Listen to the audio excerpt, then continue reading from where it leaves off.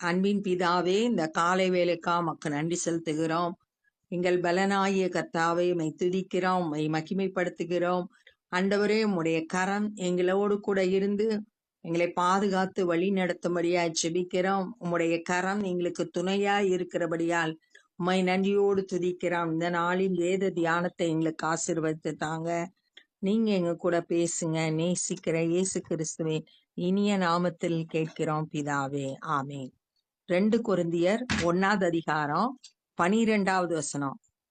மாம்சத்துக்கு ஏற்ற ஞானத்தோடு நடவாமல் தேவனுடைய கிருபையினால் நாங்கள் உலகத்திலேயும் விசேஷமாய் உங்களிடத்திலேயும் கபடம் இல்லாமல் திவ்ய உண்மையோடே நடந்தோம் என்று எங்கள் மனது எங்களுக்கு சொல்லும் சாட்சியே எங்கள் புகழ்ச்சியாய் இருக்கிறது. பவுல் தன்னை குறிச்சு என்ன சொல்றாருன்னா, நாங்க மாம்சத்துக்கு ஏற்றபடி ஏற்ற ஞானத்தோடு நடக்காம, மாம்சப்படி நடக்காம, தேவனுடைய கிருபையினால், ஆண்டவர் எங்க மேல வச்சிருக்கிற அன்புனால, இரக்கத்தினால, இந்த உலகத்திலையும் உங்களிடத்திலும் உலகம் அப்படின்றப்ப ஆண்டவர் அறியாத ஜனங்கள் மத்தியிலையும் கூட விசுவாசிகளான உங்கள் மத்தியிலையும் நாங்க கபடம் இல்லாமல் திவ்ய உண்மையோடு நடந்து கொண்டோம். ஒரு சாட்சியுள்ள வாழ்க்கை வாழ்ந்தோம். எப்படின்னா, கபடம் இல்லாம உண்மையோடு, கள்ளங்கபடமற்ற உள்ளத்தோடு நடந்து கொண்டோம். உண்மையா இருந்தோம், எல்லா விஷயத்திலையும் உண்மையா இருந்தோம் அப்படின்னு சொல்லிட்டு சொல்றாரு. அதுக்கு எங்களோட மனசு சாட்சியா இருக்கு அப்படின்னு சொல்றாரு. அது சொல்லும் சாட்சியே எங்களுக்கு புகழ்ச்சியா இருக்கிறது. எங்க மனசாட்சி சொல்ற அந்த சாட்சியே எங்களுக்கு புகழ்ச்சியை கொடுக்குது. ஏனென்றால் நீங்கள் வாசித்தும் ஒத்துக்கொண்டும் இருக்கிற காரியங்களையே அன்றி வேறொன்றையும் நாங்கள் உங்களுக்கு எழுதவில்லை. நாங்க எழுதினது எல்லாமே நீங்க ஏற்றுக்கொண்ட காரியத்தை தான் நாங்க எழுதியிருக்கோம். முடிவு பரியந்தமும் அப்படியே ஒத்துக்கொள்வீர்கள் என்று நம்பி இருக்கிறேன். நான் என்ன எழுதுனேனோ அதை நீங்க ஒத்துக்கொள்வீங்கன்னு நான் நம்புறேன். கர்த்தராகிய இயேசு கிறிஸ்துவினுடைய நாளிலே நீங்கள் எங்களுக்கு புகழ்ச்சியாய் இருப்பது போல நாங்களும் உங்களுக்கு புகழ்ச்சியாய் இருப்பதையே ஒருவாறு ஒத்துக்கொண்டு இருக்கிறீர்களே. எதை ஒத்துக்கொண்டு இருக்காங்க அப்படின்னா, ஆண்டவருடைய நியாய தீர்ப்பு நாள்ல நீங்கள் எங்களுக்கு புகழ்ச்சி அப்படின்னு சொல்றாரு. பவுல் முதல்ல இவங்களுக்கு சுவிசேஷம் அறிவித்து இந்த கொரிந்து சபையை உருவாக்குனது பவுல் தான். அதனால அவங்க ஆண்டவருக்குள்ள பவுலால வழி நடத்தப்பட்டதுனால இந்த கொரிந்து சபை விசுவாசிகள் பவுலுக்கு புகழ்ச்சியா இருக்கிறாங்க.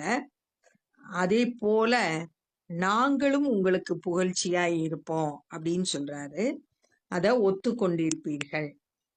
நான் இப்படிப்பட்ட நம்பிக்கை கொண்டிருக்கிறபடியால், என்ன நம்பிக்கை? நீங்க தான் எங்களுடைய புகழ்ச்சி அப்படின்னு நான் நம்பி இருக்கிறபடியால் உங்களுக்கு 2ஆம் தரம் பிரயோஜனம் உண்டாக்கும்படி முதலாவது உங்களிடத்தில் வரவும் அப்படின்னு சொல்றாரு. நான் ஃபர்ஸ்ட் உங்ககிட்ட வர்றேன், ஏன்னா இன்னொரு தடவை திரும்ப வரணும் அப்படின்னு சொல்லிட்டு சொல்றாரு. ஏன் இப்படி சொல்லப்பட்டிருக்கு அப்படின்னா, 1 கொரிந்தியர் 16வது அதிகாரம் 5வது வசனம், நான் மக்கதோனியா நாட்டின் வழியாக போகிறபடியால் மக்கதோனியா நாட்டை கடந்த பின்பு உங்களிடத்திலே வருவேன் அப்படின்னு முதல்ல சொல்லியிருந்தாரு. அந்த பிளானை இப்ப மாத்துறாரு. 2வது தடவை உங்களுக்கு பிரயோஜனம் உண்டாக்கணும், தடவையும் நான் வரணும், 2வது தடவையும் வரணும்னு சொல்லிட்டு தன்னுடைய ஊழிய திட்டத்தை அவர் மாற்றுறாரு. பின்பு உங்கள் ஊர் வழியா மக்கதோனியா நாட்டுக்கு போகும். முதல்ல உங்களிடத்துல வரணும், வந்துட்டு அப்புறம் மக்கதோனியா நாட்டுக்கு போகவும், மக்கதோனியா விட்டு மறுபடியும் உங்களிடத்தில் வரவும். 2 தடவை வரணும்னு நினைக்கிறாரு. போறப்பையும் ஒரு தடவை வர்றேன், திரும்புறப்பையும் ஒரு தடவை உங்ககிட்ட வர்றேன். உங்களால் யூதேயா தேசத்துக்கு வழிவிட்டு அனுப்பவும் யோசனையா இருக்கிறேன். உங்ககிட்ட இருந்துட்டு நான் யூதேயா தேசத்துக்கு போகும்படி நீங்க என்னையா அனுப்பி வைக்கணும் அப்படின்னு நான் யோசிக்கிறேன் அப்படின்னு சொல்லிட்டு தன்னுடைய ஊழிய திட்டத்துல ஏற்பட்ட மாற்றத்தை அவர் சொல்றாரு. இப்படி நான் யோசித்தது வீணாக யோசித்தேனோ, அல்லது ஆம் ஆம் என்கிறதும் அல்ல அல்ல என்கிறதும் என்னிடத்தில் இருக்கத்தக்கதாக நான் யோசிக்கிறவைகளை மாம்சத்தின்படி யோசிக்கிறேனோ. இப்ப அவருக்குள்ளே ஒரு கேள்வி வருது, நான் யோசிக்கிறது வீணா யோசிக்கிறேனோ அப்படின்னு சொல்லிட்டு சொல்றாரு. ஆமா ஆமா நான் வர்றேன் அப்படின்னு சொல்றது, அல்லது வரல அப்படின்னு சொல்றது, இப்படி நான் யோசிக்கிறது மாம்சத்தின்படி யோசிக்கிறேனோ அப்படின்னு சொல்லிட்டு கேள்வி எழுப்புறார். நாங்கள் உங்களுக்கு சொன்ன வார்த்தை ஆம் அல்ல என்று இருக்கவில்லை. இப்படி நான் யோசிச்சாலும், வரவா வேண்டாமா அப்படின்னு யோசிச்சாலும், நான் உங்களுக்கு சொன்ன வார்த்தைகள், நான் உங்களுக்கு சொன்ன இயேசு கிறிஸ்துவை குறித்த சுவிசேஷங்கள் எல்லாம் ஆம் அல்ல, எஸ் நோ அப்படிலாம் இருக்காது. அதற்கு உண்மையுள்ள தேவனே சாட்சி. சொன்னதெல்லாம் சரியாதான் நான் சொல்லியிருக்கேன், அதுக்கு தேவனே சாட்சி அப்படின்னு சொல்றார். என்னாலும் பவுலாகிய என்னாலும் சில்வானானாலும் தீமோத்தேயுவானாலும் உங்களுக்குள்ளே பிரசங்கிக்கப்பட்ட தேவகுமாரனாகிய இயேசு கிறிஸ்துவும் ஆம் என்றும் அல்ல என்றும் இராமல் ஆம் என்றே இருக்கிறார். நானு சில்வான் தீமோத்தேயு இவங்கெல்லாம் பவுலோட உடன் ஊழியர்கள். சில்வான்றது பவுலும் சீலாவும் படிச்சிருக்கோம் அப்போஸ்தலர்ல. அந்த சீலா தான் சில்வான். பவுலு, சில்வான், தீமோத்தேயு இந்த உடன் ஊழியர்களோடு கூட உங்களுக்கு பிரசங்கித்த இயேசு கிறிஸ்து ஆம் அல்ல என்று, எஸ் நோ அப்படிலாம் இல்லாம ஆம் என்றே இருக்கிறார் அப்படின்னு சொல்றார். அதுல மாற்றம் கிடையாது. நாங்க பிரசங்கித்த இயேசு கிறிஸ்து ஆம் என்று தான் இருக்காரு. எஸ் நோ அப்படின்ற மாத்தி மாத்தி சொல்றது இல்ல. எங்களால் தேவனுக்கு மகிமை உண்டாகும்படிக்கு தேவனுடைய வாக்குத்தத்தங்கள் எல்லாம் இயேசு கிறிஸ்துவுக்குள் ஆம் என்றும் அவருக்குள் ஆமேன் என்றும் இருக்கிறது. தேவன் கொடுத்த வாக்குத்தத்தங்கள் எல்லாம் இயேசு கிறிஸ்துவின் மூலம் நிறைவேறுது. ஆம் என்றே இருக்குது. அவருக்குள் ஆமேன் அப்படின்னா அப்படியே ஆக கடவுது அப்படின்னு தான் இருக்கு. உங்களோடு கூட எங்களையும் கிறிஸ்துவுக்குள் ஸ்திரப்படுத்தி, கொரிந்து சபையாகிய விசுவாசிகளும் நாங்களும் கிறிஸ்துவுக்குள் ஸ்திரப்படுத்தி நம்மை அபிஷேகம் பண்ணினவர் தேவனே. நம்ம எல்லாரையும் அபிஷேகம் பண்ணது தேவனே அப்படின்னு சொல்லியிருக்கு. அபிஷேகம்ன்றது பரிசுத்த ஆவியினால நிரப்பப்படுகிறது. பிரித்தெடுக்கப்பட்டு தேவ திட்டத்தை நிறைவேற்றும்படியா தேவன் நம்மளை அபிஷேகிக்கிறாங்க. நம்ம கிறிஸ்துவுக்குள்ள உறுதியா நிலைத்திருந்து இருக்கும்படியா நம்மளை அபிஷேகம் பண்ணியிருக்கிறவர் தேவன் தான். அவர் நம்மை முத்தரித்து நம்மளை ஒரு மார்க் போட்டிருக்காரு, ஒரு அடையாளம் போட்டிருக்காரு, முத்தரித்திருக்கிறாரு. அப்படின்னா நம்ம அவருக்கு சொந்தமானவர்கள் அப்படின்றதுக்காக பரிசுத்த ஆவியானவர் மூலம் நமக்கு முத்திரை தரிக்கப்பட்டிருக்கிறது. முத்தரித்து நம்முடைய இருதயங்களில் ஆவி என்னும் அச்சாரத்தை கொடுத்திருக்கிறார். நம்மளோட இருதயத்துல பரிசுத்த ஆவி என்னும் அச்சாரத்தை, நம்ம அவருக்கு சொந்தமானவர்கள் அப்படின்றதுக்கு அடையாளமா அவர் நமக்கு பரிசுத்த ஆவிய நம்ம இருதயத்துல கொடுத்திருக்காரு. எபேசியர் 1:13 நீங்களும் உங்கள் இரட்சிப்பின் சுவிசேஷமாகிய சத்திய வசனத்தை கேட்டு விசுவாசிகளான போது வாக்குத்தத்தம் பண்ணப்பட்ட பரிசுத்த ஆவியால் அவருக்குள் முத்திரை போடப்பட்டீர்களே. பரிசுத்த ஆவியினால நம்ம அவருக்கு சொந்தமானவர்கள் அப்படின்ற முத்திரை போடப்பட்டு இருக்கிறோம்.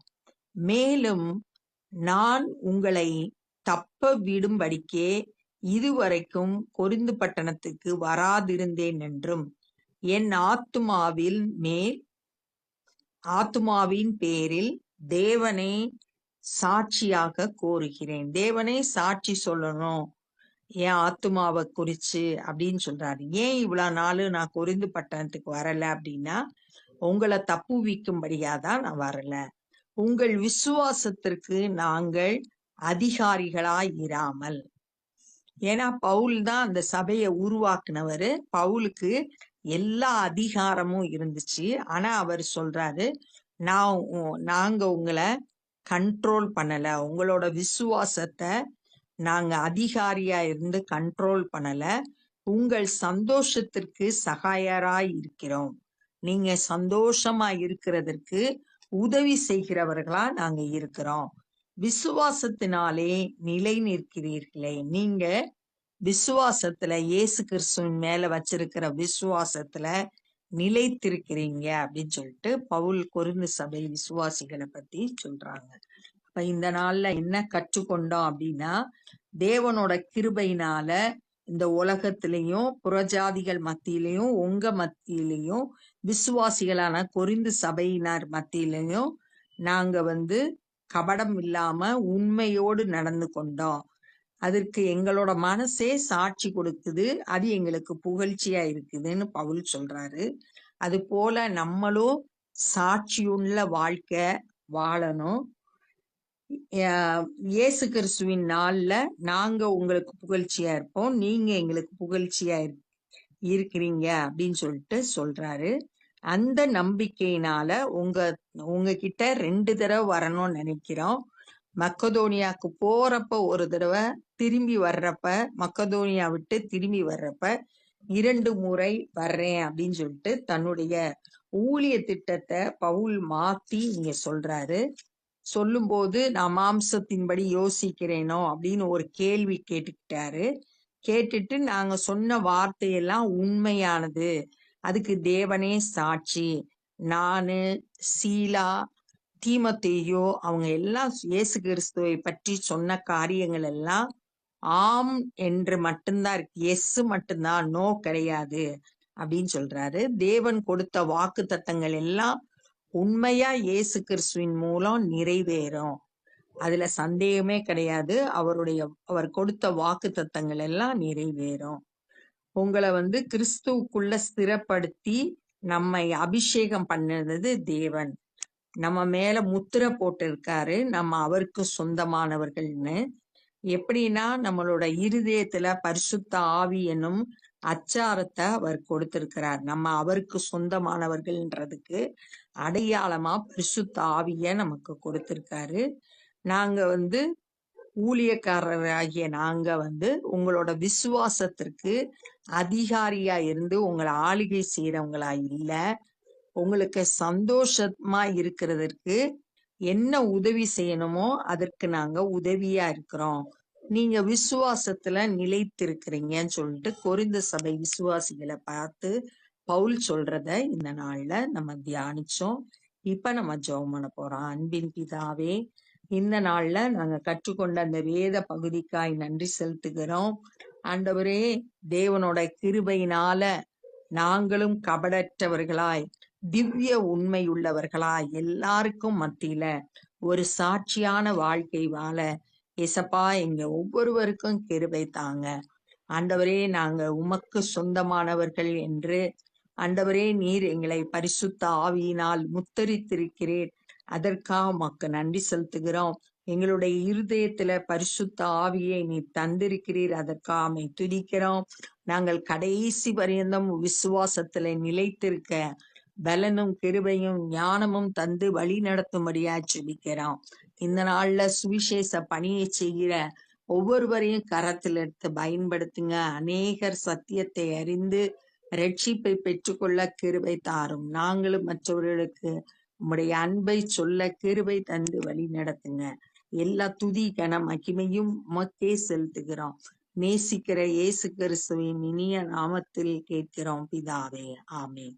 என் ஆத்துமாவே கர்த்தரை ஸ்தோத்திரி, என் முழு உள்ளமே பரிசுத்த நாமத்தை ஸ்தோத்திரி. என் ஆத்துமாவே கர்த்தரை ஸ்தோத்திரி, கர்த்தர் செய்த சகல உபகாரங்களை மறவாதே. ஆமென். God bless you.